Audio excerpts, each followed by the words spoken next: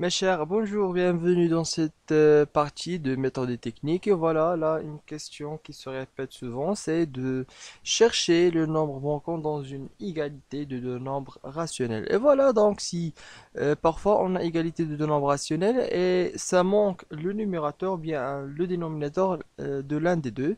Donc par exemple, si on a a sur b est égal à c sur quelque chose qu'on ne connaît pas, ou bien a sur b est égal à quelque chose sur d. Donc, on doit chercher cette chose-là. Donc là, se présente une méthode qui peut nous donner la procédure ou bien la méthode principale pour résoudre cette question.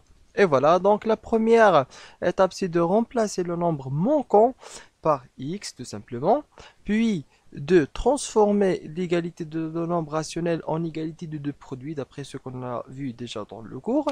Et finalement, de résoudre l'équation, parce que si on transforme a sur b est égal à x sur d en a fois d est égal à b fois x, donc c'est une équation du premier degré. Il suffit de la résoudre à partir des techniques qu'on connaît déjà dans l'année précédente, tout simplement.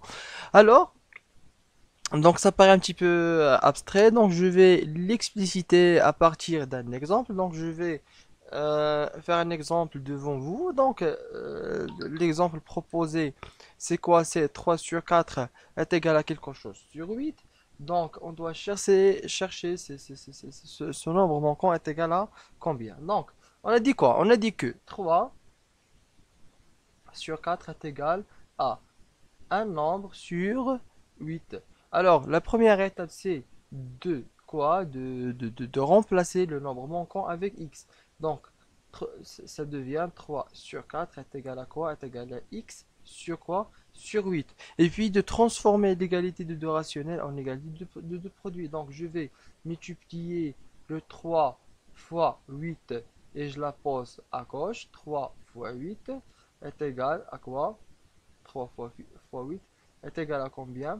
Est égal à 4 fois x. Donc 4 fois x. Ça devient quoi? Ça devient que 3 fois 8, ça vaut combien? Ça vaut 24 est égal à combien? Est égal à 4x. Là, c'est une équation du premier degré. Donc, je dois chercher x. Donc, c'est 4x est égal à combien? 2 est égal à 24. Moi, je préfère toujours de déplacer l'inconnu vers la gauche.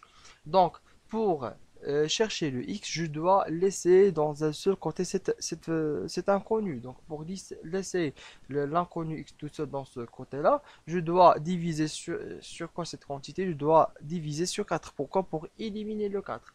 Donc, je divise 4x sur 4. Impérativement, si je fais une opération à la gauche d'une égalité, je dois la faire impérativement dans le côté droit. Pourquoi?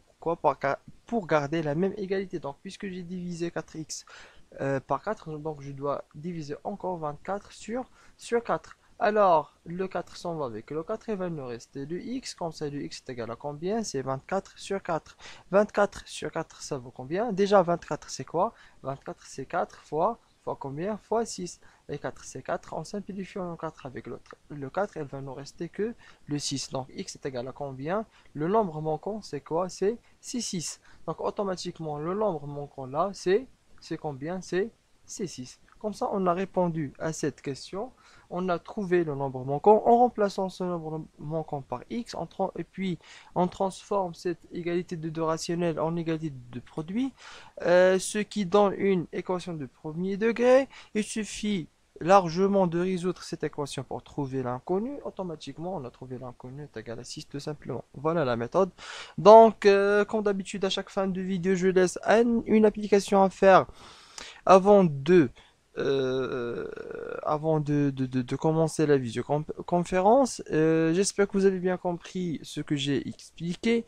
Si jamais si jamais vous n'avez pas compris quelque chose, n'hésitez pas à me contacter et n'hésitez pas à poser vos questions. À la prochaine, votre prof Tuati vous aime.